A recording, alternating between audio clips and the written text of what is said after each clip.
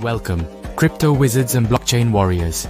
Today we're diving into a special and important episode. That's right, Sato. We're going to talk about one of the most infamous events in crypto history, the Mt. Gox case. Mt. Gox was once the largest Bitcoin exchange in the world, handling over 70% of all Bitcoin transactions.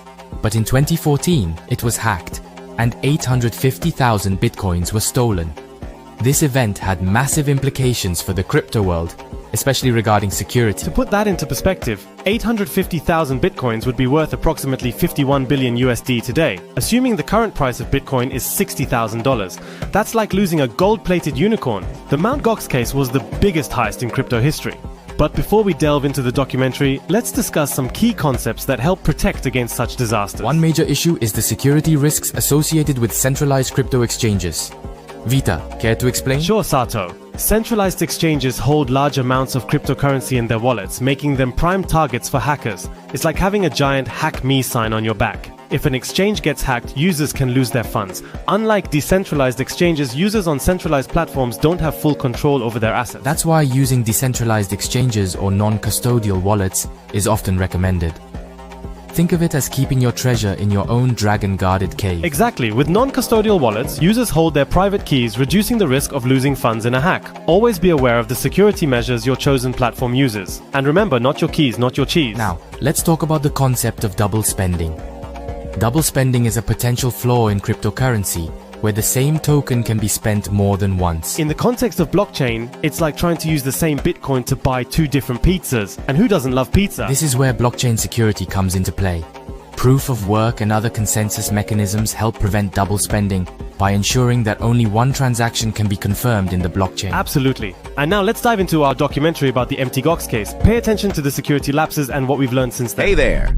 Today, we're diving into the wild, wacky, and wonderful world of Bitcoin. Imagine a currency that's like a superhero, both anonymous and transparent. Confused? Don't worry, I've got you covered. Picture a monetary system that's not tied to any country. It's like monopoly money, but you can actually use it. This is Bitcoin, decentralized electronic cash. Instead of one big data center calling the shots, Bitcoin transactions are verified by the crowd. It's like everyone in the neighborhood pitching in to build a treehouse, except you get paid in digital gold. Sweet deal, right? People use their computers to mine Bitcoin, kind of like a digital gold rush. They give up some of their computer's power, and in return, they get a bit of Bitcoin. It's like a treasure hunt, but without the maps and eye patches. And while Bitcoin transactions are public, the identities behind them are as secret as the kernel's original recipe. You can buy Bitcoin just like any foreign currency. You hand over your dollars and they hand you digital coins. Keep them on the exchange or stash them in your digital wallet, your choice. Think of it as a high-tech piggy bank that fits in your pocket. Now let's rewind to 2008. Bitcoin was just a newborn. Fast forward to 2010, and web programmer Jed McCaleb turned his old website, mtgox.com, into the first Bitcoin exchange. MTGox quickly became the McDonald's of Bitcoin exchanges, flipping over 100,000 Bitcoins daily. Talk about supersized. But in 2014, the story took a twist. MTGox vanished, taking 750,000 Bitcoins with it. That's like waking up to find your bank replaced by a donut shop. They claimed the Bitcoins were stolen, but Kim Nielsen, the Sherlock Holmes of the blockchain, started piecing together the mystery. Kim found out that Mt. Gox was a leaky ship from the start, plagued by thefts and hacks. Before Mark Karpeles took over, the site had already lost 80,000 Bitcoins. Security breaches in 2011 and 2013 didn't help, with hackers making off with tens of thousands of Bitcoins. And then, the mother of all heists, 650,000 Bitcoins swiped over 2 years. Poor Mark didn't even encrypt the wallet. By 2014, Mt. Gox was a doomed pirate ship. Mark created a bot to stabilize trading, but it only added to the chaos. Eventually, they halted withdrawals and shut down, leading to protests and bankruptcy.